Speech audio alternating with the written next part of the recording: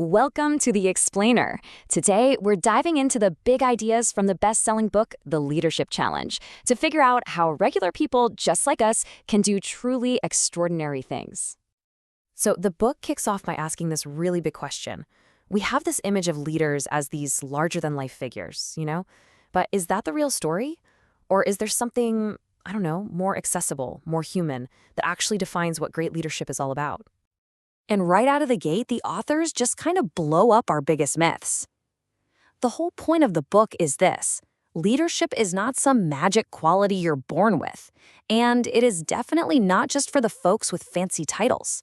The truth? It's a set of skills, things you can see, things you can learn. It's not an exclusive club, it's a discipline anyone can get good at. So, to make this real, we're going to walk through 5 essential practices that the research shows are the keys to unlocking that extraordinary leader in anyone. All right, let's get into it. Okay, so practice number 1. This is the bedrock, the absolute foundation of everything. You simply can't lead other people if you don't even know who you are or what you stand for. It has to start from the inside. And Raymond's story, it's a perfect example of a trap so many of us fall into. When he was starting out, he just copied his boss, He used his manager's name and authority to get things done. But in the process, he wasn't a leader. He was just a messenger. He completely lost his own voice, and with it, any real credibility or impact. So what does that even mean, finding your voice? Well, it's about getting super clear on your personal values. What do you actually care about? Because it's only when you know what truly matters to you that your actions can align up with your beliefs. Your authentic voice is right there, at that intersection where your values turn into action. And this story shows exactly how this plays out in the real world. A supervisor named Courtney was having a tough time with an employee, Tracy. Now, instead of just cracking the whip, she tried something different. She actually shared her own values, then she made it safe for Tracy to share hers, and together they found that common ground. The result was incredible. Trust went through the roof, and so did morale and the store's productivity. All right, so once you're grounded in who you are, you can start looking forward. This second practice is all about picturing a future that actually means something. And this is the important part, getting other people so excited about that picture that they want to help you build it. Here's a great way to think about it. You know that feeling when you're driving and suddenly hit a thick bank of fog? Everything's uncertain, you can barely see a few feet ahead. Well, a lot of the time, that's what leadership feels like. Your job is to be the one who can see a little further down the road, to help everyone else see where you're all headed, even when the path isn't totally clear. Check this out. This simple phrase, "We're painting Australia red." That was the entire vision that a manager at the tool company Hilti gave his team. Not some boring 50-page strategy doc, just that single powerful image. And you know what? It worked like a charm. But why did it work so well? Because it took this abstract business goal, increase market share, and it made it totally real.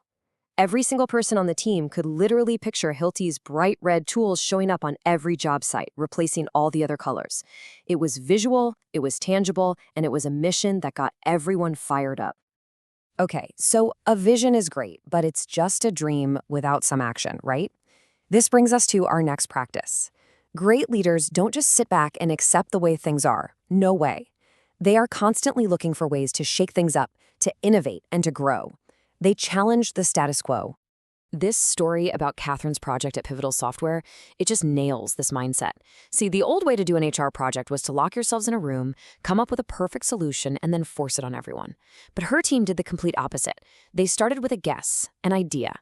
Then they ran little experiments, got feedback, and tweaked their approach. They learned their way to the right answer, instead of pretending they had it from day one. And this gets at something so important. You don't have to boil the ocean, right? You don't have to solve the whole giant problem in one go. By breaking these huge challenges down into smaller, bite-sized pieces, leaders can create a series of small wins. And each little success builds momentum and gives the team the confidence to keep tackling what seemed impossible. And that idea of momentum leads us perfectly into our next practice. Because let's be real, huge dreams don't happen because of one single person. Leadership is always a team sport. It's all about collaboration and making other people powerful so they can do amazing work. You want to know one of the fastest ways to absolutely kill a team's spirit? Micromanage them. The book tells the story of a leader who made her team run every single tiny bug fix by her first. It was a complete and utter disaster. Nobody had any freedom, there was zero trust, and everyone was just frustrated. It completely tanked their productivity and their morale.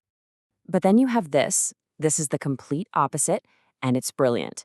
Former CEO Phil Martin said his job wasn't to drive the car for his team. Nope, his job was to build a safe highway.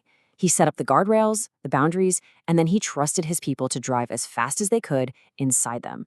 And of that is what real empowerment looks like. Okay, last but definitely not least, let's talk about the fuel. What keeps people going when things get tough? The journey of making big things happen is long. So this fifth practice is all about recognizing people's hard work and celebrating the wins, big and small. It's about encouraging the heart.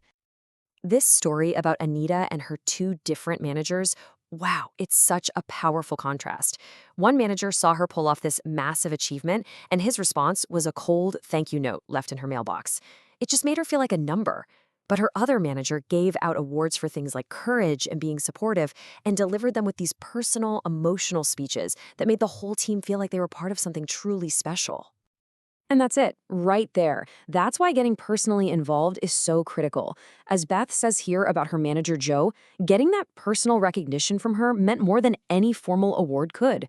And why? Because it was real. It showed that Joe actually saw them, that she cared about them as people, and that she valued what they brought to the team. So when you put it all together, all 5 of these practices, you land back on this one simple, but honestly game-changing idea. Leadership isn't about your title. It's not your spot on the org chart. It is a set of skills and behaviors that you can learn, that you can practice, and that you can absolutely get great at. And that leaves us with one final question for you. Because this isn't just theory, right? It's a challenge. It's a call to action. So what's one small thing you can do this week to start? Maybe it's just clarifying one of your values, or maybe it's sharing a piece of a vision, or even just genuinely recognizing a colleague for their work. The challenge starts with you. Thanks for joining this Explain It.